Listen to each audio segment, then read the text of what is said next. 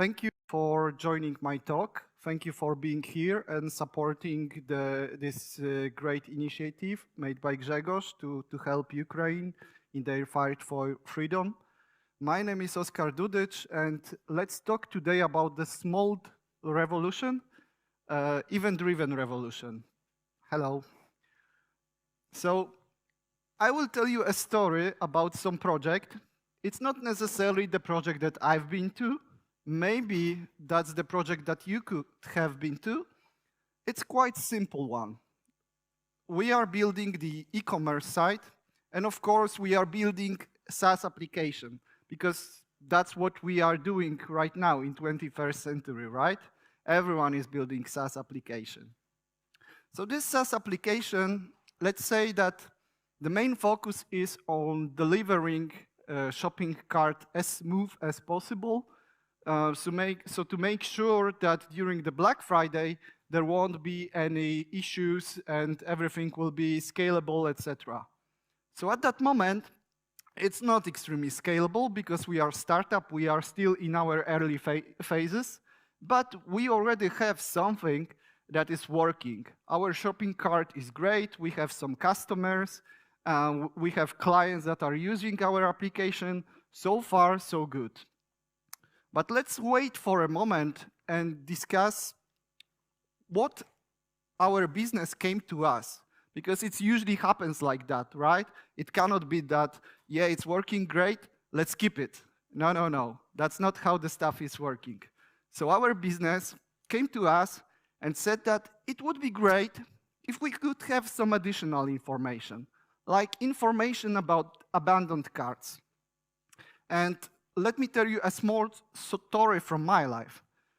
Before I became a developer, and then during summer break of my studies at the university, I was working as a shop assistant in the clothes shop.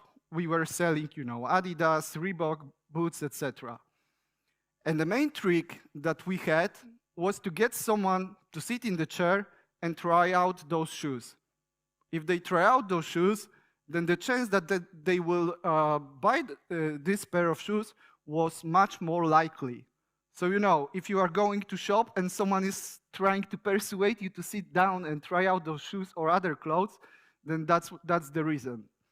And why am I telling you if we are speaking about the SaaS application as e-commerce application? There are no chairs there, right?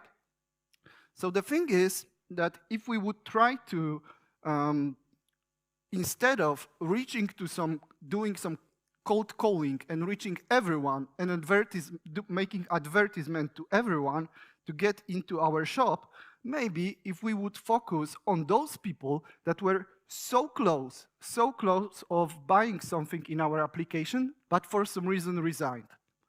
Maybe we could boost our sales because we know that those people somehow get into our application and that they even decided to put something in the shopping cart, but for some reason they resigned. And of course, the case why they resigned might be various. Maybe they didn't trust our payment option. Maybe we had a bug. Maybe our UI is not great, right? There might be really a lot of different scenarios that failed. But if we don't have those information, if we don't record those information, also those negative scenarios, then we won't know. And in e-commerce, usually a lot of shopping carts are dropped, like abandoned, usually around 80%. But depending on how precise are we can get from 60 to 90, which is like a 30%, which is a lot. So that's the reason why our business came to us and said that, hey, we would like to know also that one. And the other thing, of course, there is an evil, like a recommendation engine. We are treating that as an evil. So we are buying something and they are suggesting us that maybe we would buy something else. Who has like a shame list of books that they bought in the internet but haven't read, or online courses? I have, yeah, you know that, right? So for you, that's an evil. But on the other hand, it can be also good, because if I'm buying something on Amazon, then I think that this recommendation engine works really well also for me, because quite often those recommendations that I see are really aligned with my taste. Of course, the taste of not reading books, right? But if we had those information about the things that were put together in the shopping cart, so if we have the granularity not only of what was bought, but what was added, removed, etc., then we could try to correlate those things together, starting from the basic stuff like what's the possibility that or percent of the shopping carts that this specific product was bought. Then we could add more information, etc. So for example, what's the likelihood of buying those two products together? And based on that, of course, we can do some calculation. They doesn't have to be extremely sophisticated. We can call our ifs some machine learning, and that would be, of course, cool. But even with the basic stuff and basic calculations, we can build information and get some insights about our data that are having much more dimension than just information about what has happened finally. So learning about our process. And I don't see Jarek Pałka on the auditionary. He's a huge fan of graph databases, so we can build also something smart looking like that, but of course we don't have to. So let's discuss the architecture of our product right now. So this is our architecture. There are two building blocks, which is cool. Then we can call it already an architecture. But we are extremely fast-moving teams, young team, etc. And our product is built from the application made in React. It's a single-page application, right? Because we have to build such applications nowadays. And this application is doing most of the work, most of the business logic. And what we are doing right now, we are treating this API as a database exposed through the API. So all the logic is happening on the single-page application, etc., because we had to iterate fast, and that might be cool. And this is our database schema. Who can read it? What are those tables? None. Yeah, there are some products table, there are some shopping carts table, and this is obfuscated by design, because if we are looking on our database schema, and if we try to understand just by looking on this database schema, then it's more like that, like, okay, fine. So, and this database schema just includes some order tables, some product tables, and user, transaction, and product categories. So nothing spectacular, but it's already blurrish. But we won't focus on the whole picture today during this presentation. We will focus on, as I mentioned, this shopping cart. So we have shopping cart and list of the items that were added to the shopping cart. Okay, so show me the code. We are on the developers conference. So let's show code. Who's coding in TypeScript? Cool, cool. Then I'll be showing a bit of TypeScript, but I hope that for the others it will be also understandable, because there is nothing sophisticated here. So let's have a look on our project structure. So again, calling that project structure, it's like calling what we have architecture, but still, we have some shopping carts data. We have, of course, some DB, so we are using database, obviously, and we have some migrations because that's what we do. And let's close it for a moment and see how our endpoints looks like. We have the cart item upsert because, as I mentioned, everything that we are doing is happening on the front end because we can keep all of the things together, make a mess there. So we are always doing upsert. So we have just two endpoints in our great architecture. So we have endpoint for upsert, so classical post, which is just taking the shopping cart. Then it's trying to insert or ignore If we ignore it, then instead of inserting, we are just upserting everything. And to be even smarter than that, then we are deleting all the products item that we had, and we are reinserting everything, so the new state of our shopping cart. Because if we don't care about the history, then we can do such shortcuts to make our development faster, right?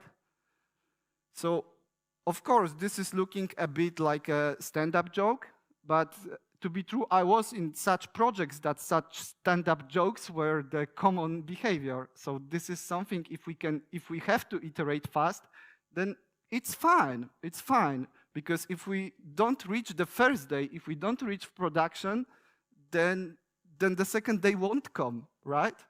So it's fine to create such code, but then maybe what we could do is to do something better than that, right? Because here, if we would like to understand how our business logic is working, then we don't have anything besides the database schema that we already noticed that it's not extremely understandable. We can do some guessing, etc. And we can look on the code that is just putting and updating and inserting data. And of course, we have some endpoint that is doing the magical mapping. Of course, we wouldn't need to make it so explicit. We could do some automated mapping, but then it would be even more obfuscated because we would totally don't know where to look at. And at least here, we have everything at the same file, and we know where to look for. So what we can do, and not surprisingly, maybe one of our colleagues was on my or someone else other presentation about event sourcing and came to us and said, yeah, what about event sourcing? Maybe we would do event sourcing.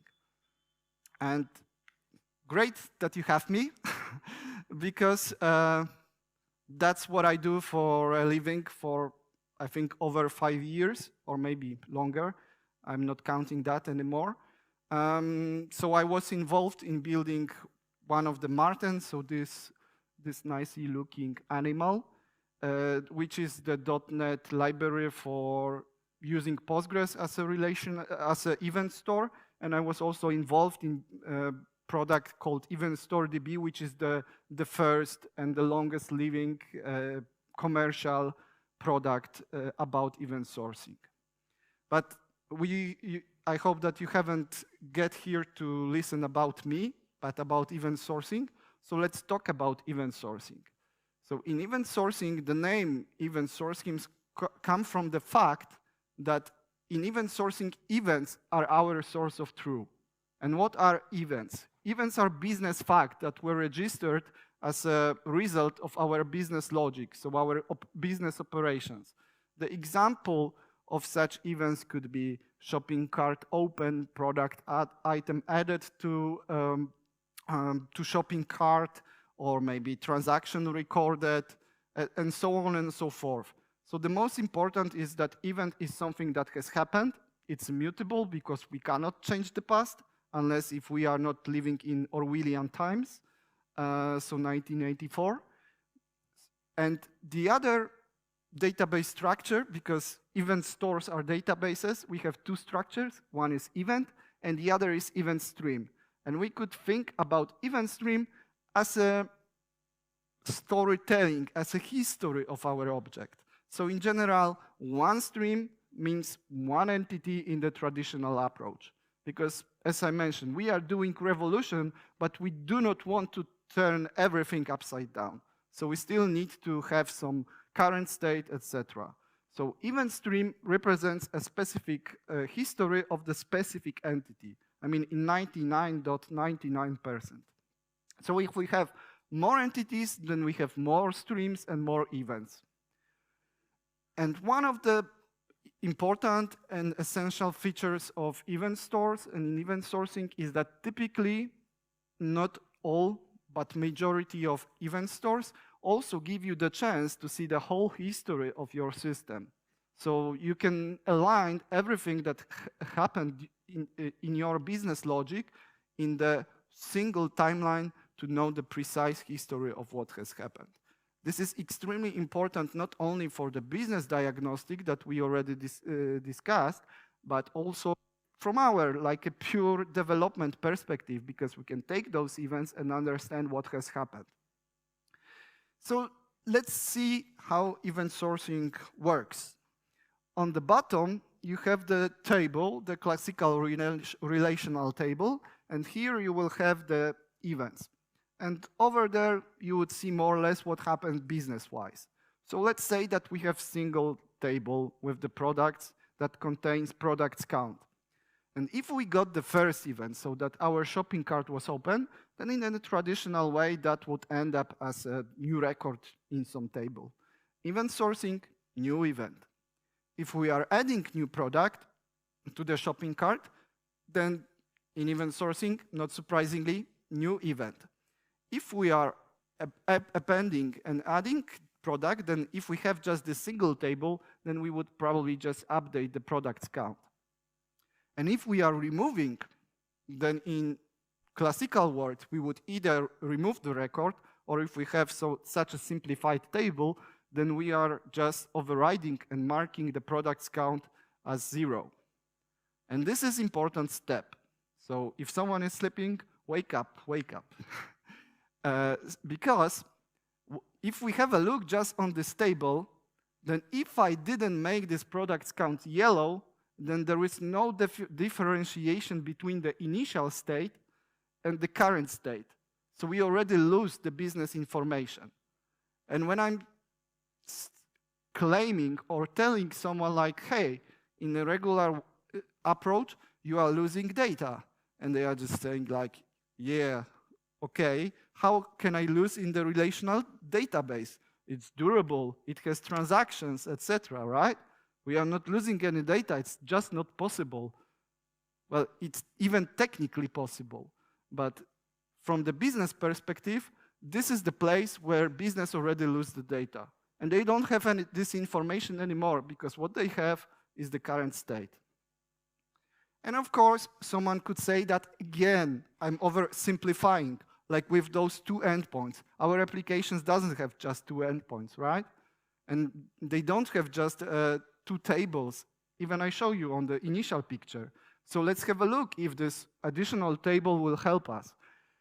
And in the middle here, you can see potential how the event payload or event data could look like if we were put it into JSON. So we are adding new product. Instead of updating the products count, then we are adding new item to the product items table. And if we are removing, then again, the information was lost. And someone could say like, yeah, okay, but we are not doing hard delete, we are doing soft deletes. Great. But are you sure? Even Jira, like 2 months ago, appeared that they were not doing soft deletes and deleted the production projects without the backups. So that happens even for the biggest players. But even if we have those soft deletes, then did someone try production when they were trying to understand when the data, business data was broken? Like, did you try to correlate information in this relational schema, even if you have those historical tables?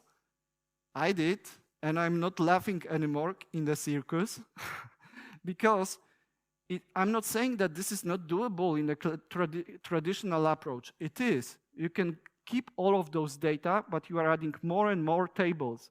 And if you have more and more tables, then they are not keeping information about precisely what has happened. Because if you already saw that even for this simple scenario, this record could be updated, inserted, deleted from many business scenarios. So we don't know. We need to always do the backward engineering and detective work. And if we are doing event sourcing, then at least we have tools to do this detective work. So how to get from this architecture to event sourcing? Let's say that we decided to do so. There are a few heuristics that you can try to map this relational world into event sourcing world to distill what's happening business-wise. So the first heuristic is to search for the columns that have status in the name, because usually statuses are used to build some state machines, so transitions from one business state to another. So this is the initial investigation that we could do. Then maybe we would have like a shopping cart opened event, or shopping cart closed, or shopping cart canceled, etc. Then it appears that dates are pretty important, because if we look on those dates, then quite often we have the habit of putting everything into the database, right? So we have like 10 dates representing like a confirmation date, cancellation date, and so on and so forth. So those dates are pretty good heuristics. And also pretty good heuristic for understanding maybe not the business statuses transition, but understanding what data should be put in which events is search for optional columns. If we did the proper work and marked them properly, then those that are required will be probably placed in this initial event. So they need to be provided since the beginning. And the rest, we will need to map them to all the other events that we have, depending on the business logic. And the really good approach in finding out and getting the better collaboration between business and technical people is do some exercise like event storming or event modeling. And this works like that. We are getting business people and technical people in the same room. We are giving them those orange sticky notes, and they should be putting all of those business facts or checkpoints of our business process into the wall. And eventually, we will end up with the scenario where the earliest events are on the left side, the newest that are coming at the end are on the right side, and somewhere in the middle we have the story of, so life cycle. So in our case, it could be shopping cart opened, shopping cart confirmed, and somewhere in between, product item added to shopping cart and product item removed from shopping cart. An important thing to highlight here is do not do events like project created, project updated, project deleted, because then you will be doing CRUD sourcing. So CRUD on top of event sourcing, which doesn't make much sense. So those events, if we would like to use event sourcing and get the benefit out of it, then it is to get them as close as possible to the business operations. And quite often, the next step would be to find out those business intentions, because there is like, event is a reaction, and we need to find action. And usually, quite often, they are mapped like one-to-one. So if we have shopping cart confirmed, then we have confirmed shopping cart, etc. And all of those intentions will end up in our API as a request, or should. Because to be able to record the business meaningful fact, we need to know the user intention. Because if we have those events somewhere in backend, but in the API, our requests are still done like shopping cart open, or as you saw, upsert shopping cart, then you won't be able to easily find out what's the user intention. And the next thing, when we are discussing with the business, is find out all of those consistency rules. So for example, we cannot add product to the shopping cart that was already confirmed or canceled. Or you cannot remove the product that does not exist currently in the shopping cart. So all of those things. And once you have those consistency rules, then you can think which of them should be correlated together, so are making ifs business logic on the same data, and then group that into some sort of aggregate or just entity, without maybe using some fancy DDD terminology. And in event sourcing, I call that revolution, but as I mentioned, it's not an extreme revolution, because we still need to take some requests from APIs, And if we have those commands that are represent the business intention, then the first step is to get the current state. And the current state in event sourcing is all of the events from the specific stream. So all of the business facts that we registered for this particular business entity. And once we have those events, then we should create a default object, for example, using some default constructor or whatever, and apply them one by one. So the easiest, the most straightforward example is if we have bank account, then if we are recording some inflow, then we are increasing balance. If we are having event that cash was withdrawn, then we are decreasing the balance, and in the end, we are getting the final state. And in our case, we are adding products, removing products, and getting the current state of the shopping cart. And once we have this current state, then there is no difference from the regular approach. We have the current state, which is some class, some entity in memory, and based on state that we rehydrated from those events, we can make the business decision. And business decision, the result of the business, so the event, we are storing it into, again, in the stream representing the specific entity. So that's the next difference. Sorry. And so the only difference that we have in this flow is that we are getting the state from events. Remember, event sourcing, because events are the source of truth, and we are not updating, not overriding the state, but appending new fact. And that's everything. But okay, how we can do the event store and where to store those data. And it appears that we don't need to resign even from relational databases. Like I mentioned, in Martin, we are using Postgres and its great JSON capabilities to store those events in a relational table. So all of the events that we recorded will end up in the single table, and they will be appended one by one. And we might notice that above that, you have the metadata, and those metadata will be always the same for the operations. So they can end up as the regular columns. So stream ID will be always some string or unique identifier. Event type, which is the, in other name, event name, so string. Again, this will be the same for all of the events. Version or position or revision, depending on event store, will represent the specific position in the stream. So we could order those events in the order of appearance. So that can end up as just regular columns. And the last one is something that should be dynamic, because each event will contain its own data, and this data will be different for each type of events. So we need to serialize it to something like either JSON or blob. And speaking about blobs, then because event store and event sourcing is extremely simple. You have two types of data, events and event stream, and you have two operations.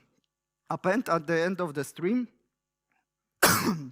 sorry, append at the end of the stream, and read all events from the stream. Extremely simple. And if we notice that, then we can find out that we could make also some optimization, like create a data structures that will be optimized to be just append only. We won't have random updates, random deletes, so all of the things that is slowing down our relational databases. So maybe we could use some database natively built for event sourcing, so like Event Store DB, and Event Store DB doesn't have any other storage. It just blobs, files, disk, like a regular database. And again, let's show some code. And this time, the code will be a bit more sophisticated than our absurd logic. So let's have a look on how our events could be represented. So events are just DTOs. So depending on the language you are using, you can store it like in C#, Java, you could just use classes or records if you are like, you know, those cool kids. Or if you are using TypeScript, then you can just define that this is some type. JSON event type is coming from event store DB. So as you see, it has type, data, and metadata. And we are saying that this event type will have this name, and it will contain such payload. So in this case, shopping cart ID, and when the shopping cart was opened. If we are having the product item added to shopping cart, then again, it has different type and different payload because it has the product item removed the same, and shopping cart confirm will contain all of those events, all of those information about the user. Because if you are not working in an e-commerce, then user is needed only on the last step, because we would like to make the shopping cart process as smooth as possible. So initially you just have some session, and then because you don't want to force immediately user to register or log in, only to not have those abandoned carts. So we can say that shopping cart event, if we are using TypeScript or some 21st century language that allows us to define union types, then we can say that shopping cart will be built from those events. So one of those. And as I mentioned, we don't need to do the total revolution. We still need to have the current state, like the current shopping cart. And in our case, what we need to make our business logic are the information about the status, because we need to know whether we can add this product or not, is if the cart wasn't already confirmed or canceled, some list of the product items and ID. So in this case, this is interface. In other languages like C#, Java, it will be just a regular class. So everything that you are doing currently in your applications. So let's have a look how to build the current state from list of events.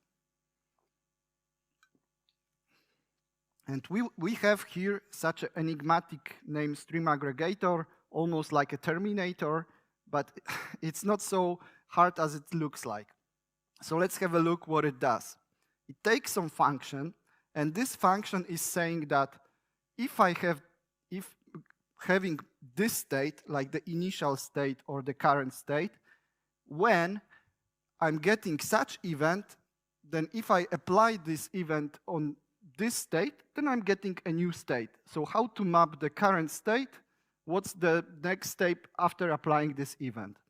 And what we are doing here is that we are getting an event stream, which we could say that it's just a sequence of events, like a list of events. We are defining the default state, so the initial state that we will be applying those events. And then, using for each, we are doing what I mentioned. So we are taking the current state. So in the first iteration, it will be empty. Then we are applying the event on top of it and getting out of that the next state. And as a result of this function, we are getting the final current state. So let's get back to our get shopping cart method.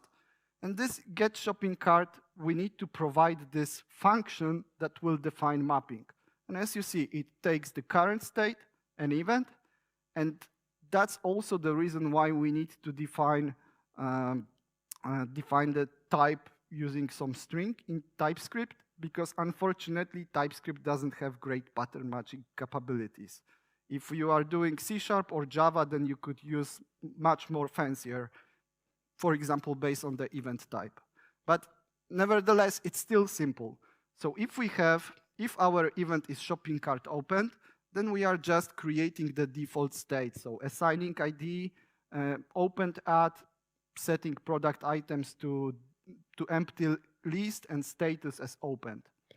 If we are getting product item added, then we are saying that take whatever you had in the current state and just add product item to the collection of product items.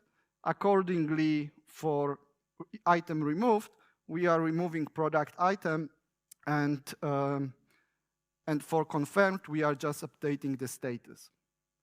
So the business logic could look like that. It could be just a pure function. So we could have method like open shopping cart, which is taking a command, so open shopping cart, and returning as a result event. Of course, probably you would have some ifs here or validation, but like, for example, in adding product item, so we would get the current state from events, then running some validation here, getting the priced product, so we can call even some external service if we'd like to, and as a result, returning the event. So this is no different from the classical approach. Maybe besides that, we are getting the states from events. And some people are saying that event sourcing is hard to test.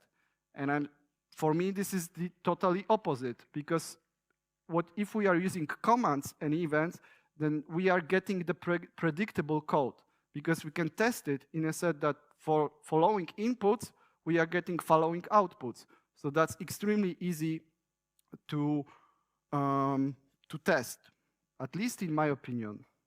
So let's have a look how our routes will change. So our routes will be, of course, a bit more sophisticated.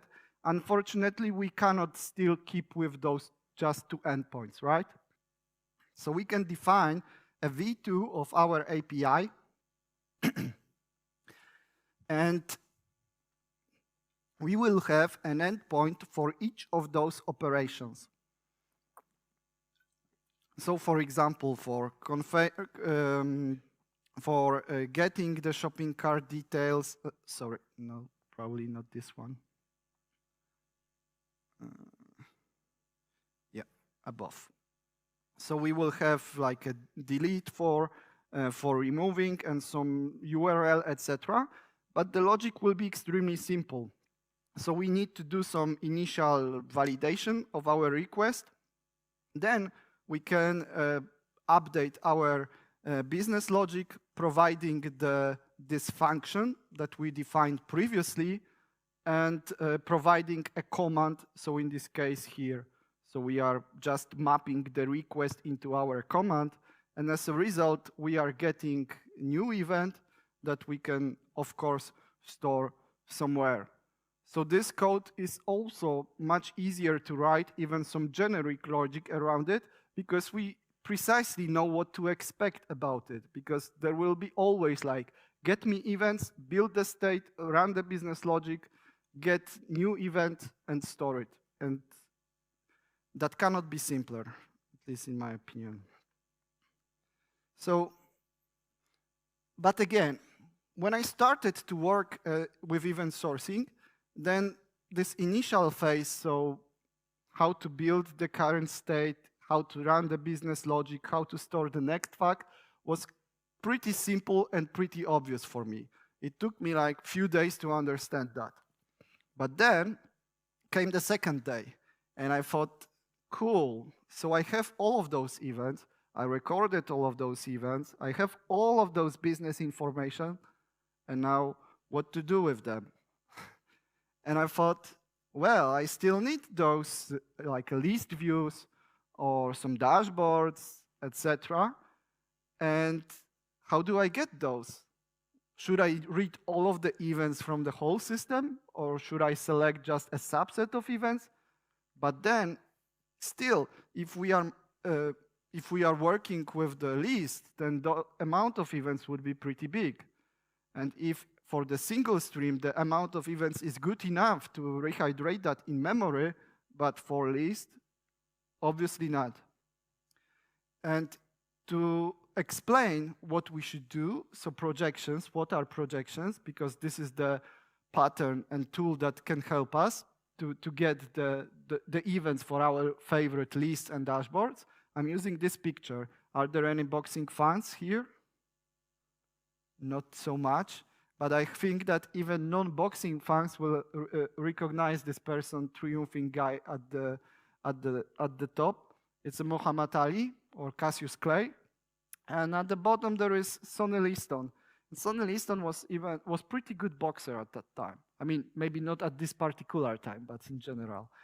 And so this fight happened, as you see, quite old, in 60s, and till this day, this fight is known, and this punch, like this one, is named like a phantom punch, because no one recorded and no one saw this punch reaching face of the Sonny Liston. And so this event was the result of this event, of this fight, was the same for everyone, right? Muhammad Ali win, Sonny Liston lose. This is the fact. But interpretation might be totally different. So Muhammad Ali is interpreting it like, triumphing, etc., happy. Sonny Liston is not interpreting anything at that moment, but once he recovers, then for sure he won't be too happy. And also boxing fans, the same event, they are, boxing fans are fighting about that till this day, right? Was it a real fight or just a freak show, like a made-up fight? And projections are exactly like that.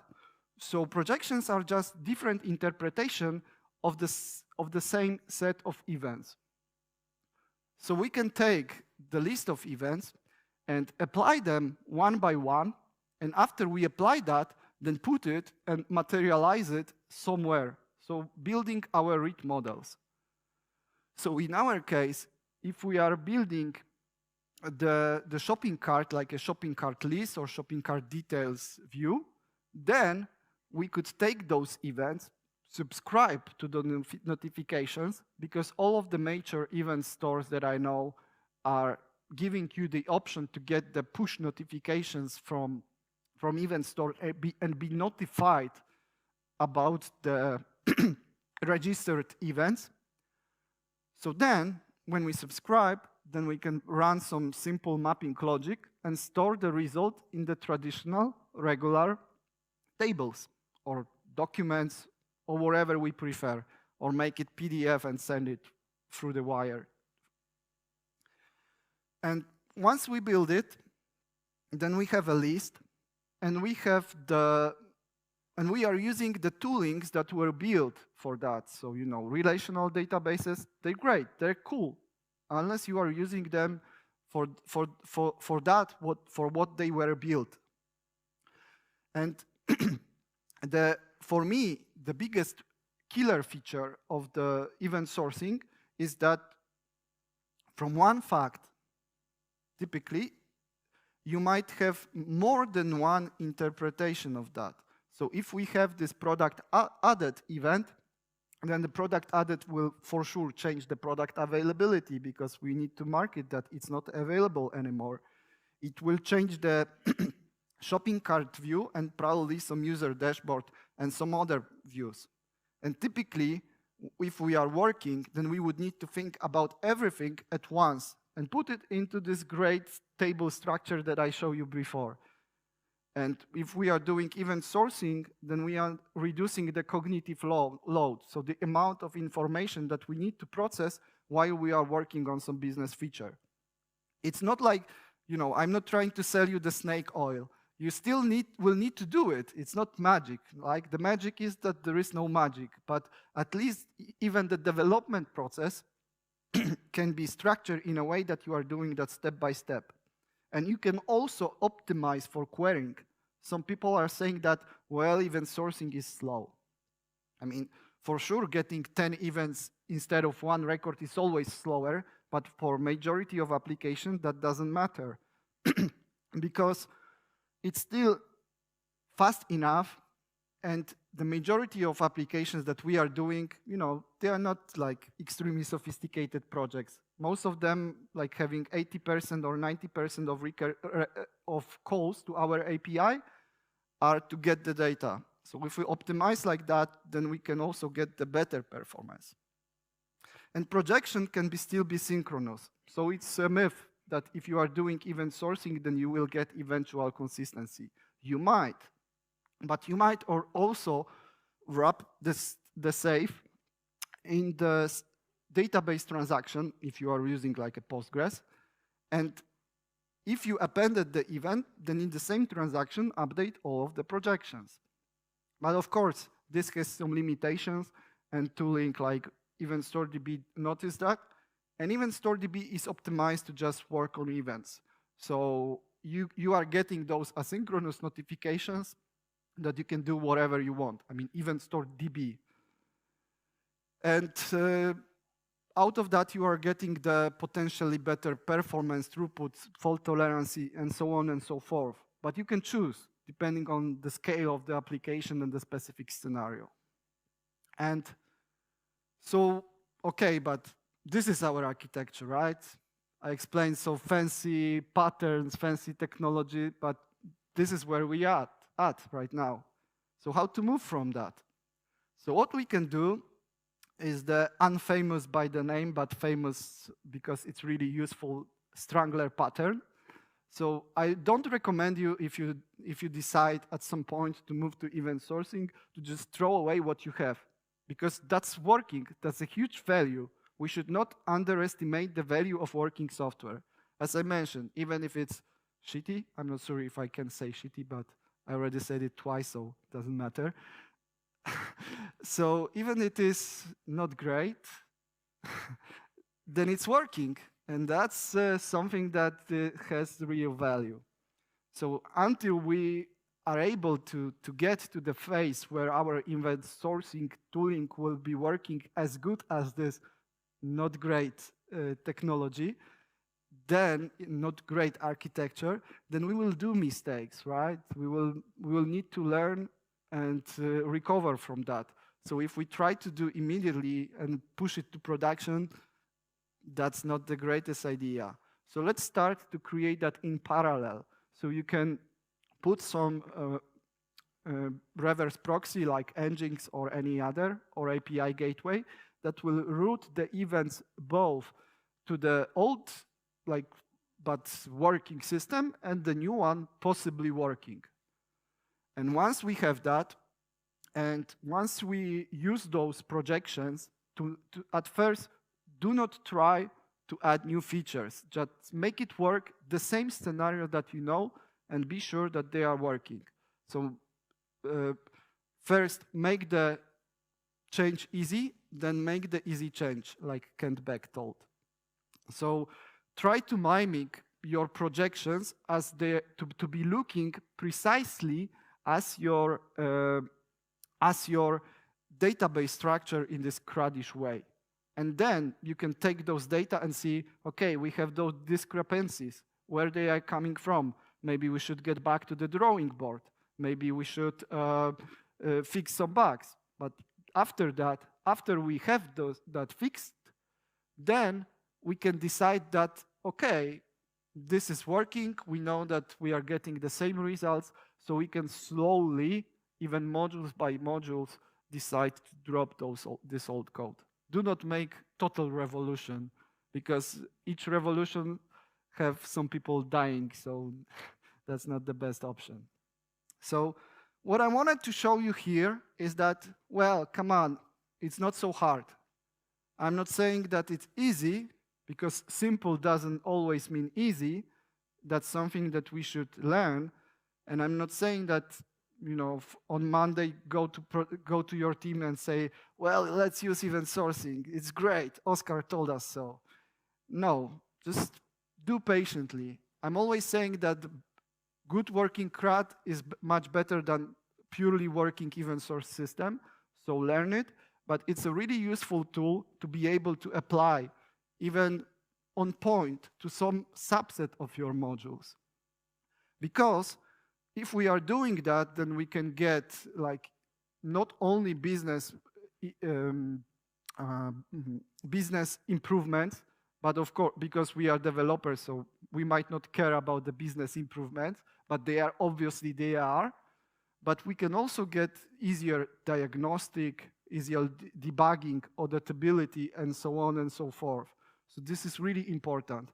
And of course, we can say that, hey, we need to use the graph database because we have those information and play a bit, right?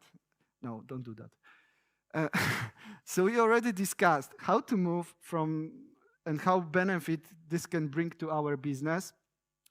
And we also started with this initial idea of what we have, so this simplistic CRUD-ish application, discussed that maybe event sourcing can help it, how it can help you, what is event sourcing and what is not, how to move and how to distill your business logic even if you have just this absurd request. I show you some code to this developer conference. And then we discussed this idea, how to move it to not break too much. So that's all for me. Thank you a lot. And if you'd like to help even more than just buying the ticket, then you can scan here and you can put some data to help to buy some ambulances for Ukraine. And thank you a lot.